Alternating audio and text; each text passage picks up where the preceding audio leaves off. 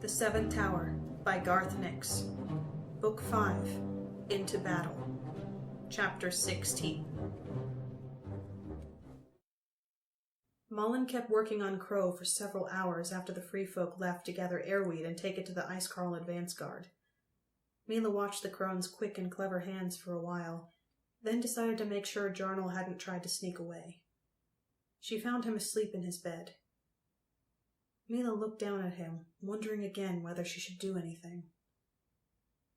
She was about to leave when something triggered a memory. Jarnell was sleeping in an odd posture.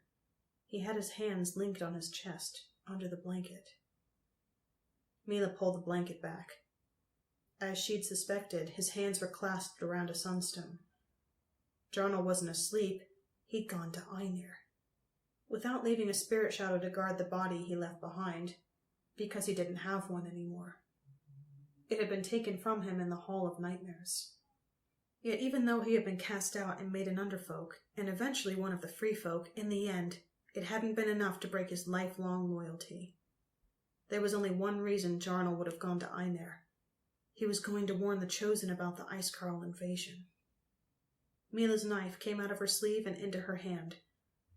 She held it lightly, poised above Jarnell's throat. Then she sighed and put it away. Nothing would be gained by killing Jarnell's body. She didn't know if it would kill him in Einir, and in any case he was a brave man to do what he had done. Plus, he was asleep and defenseless. There would only be dishonor if she slew him now. Milla climbed back up to the central courtyard and splashed some water from the well on her face.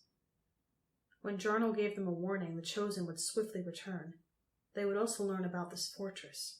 If Milla stayed here, she would be cut off from her forces, the Free Folk fortress being too easily besieged with its single bridge over the lava crevice.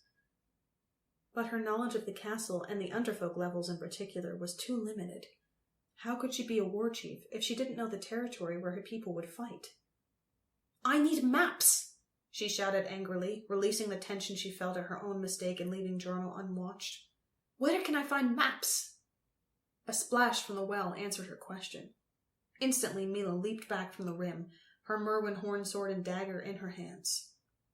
A door-sized rectangle of crystal slowly floated up through the water. It was horizontal at first, but then it levitated upright, water splashing down on every side. Even after the water fell, its face was liquid and shining. Icecarl runes formed upon its surface. Maps may be found in many places within the castle. I have many maps within me. For once, Milla stared. This was the Codex of the Chosen, the magical artifact that she and Tal had risked their lives to bring back from Einir. They had left it hidden in the mausoleum higher in the castle, only to learn from Ebed that the Codex could wander of its own accord. "You have come back," Milla said. The Codex didn't answer. It was its nature to only answer questions. "How do I get to the Underfolk levels from here?" Milla asked. Silver lines appeared on the shining surface of the Codex. They drew a map. Milla studied it intently. There was another way out of the fortress of the Free Folk, she saw, but it was narrow and difficult, and led only to a distant part of the heatways. "Where is the best place for a raiding party of 500 Icecarls to gather in the Underfolk levels so they can quickly attack the higher Chosen levels?" Another map formed, showing a huge chamber labeled as the Assembly of the Miners. Milla smiled as she studied the map. Even if the Chosen did come back, the Codex would help her defeat them. There were so many secret ways and passages that the Chosen wouldn't know. The Codex, on the other hand, knew everything. If she could make sure it stayed around. "Malin!" she called, half turning away. "Malin!" As she turned back, the Codex sank into the well again.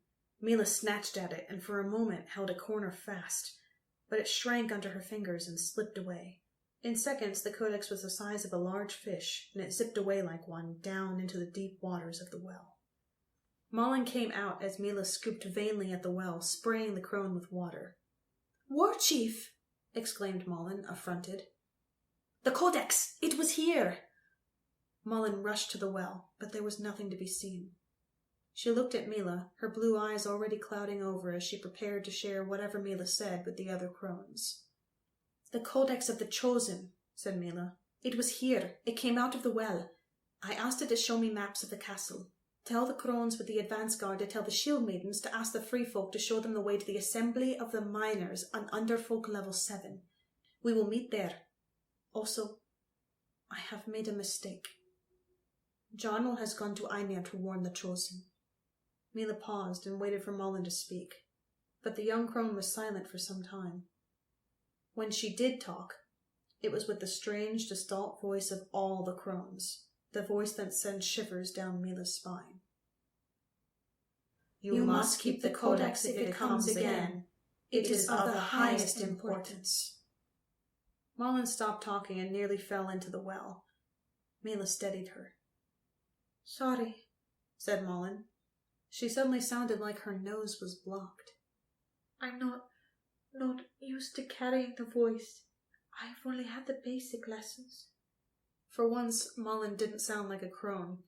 She sounded like a young Icecarl with a touch of the chill fever, an Icecarl who wasn't too confident she could do what had to be done, but would try anyway. Milla liked her the better for it. "How is Crow?" she asked.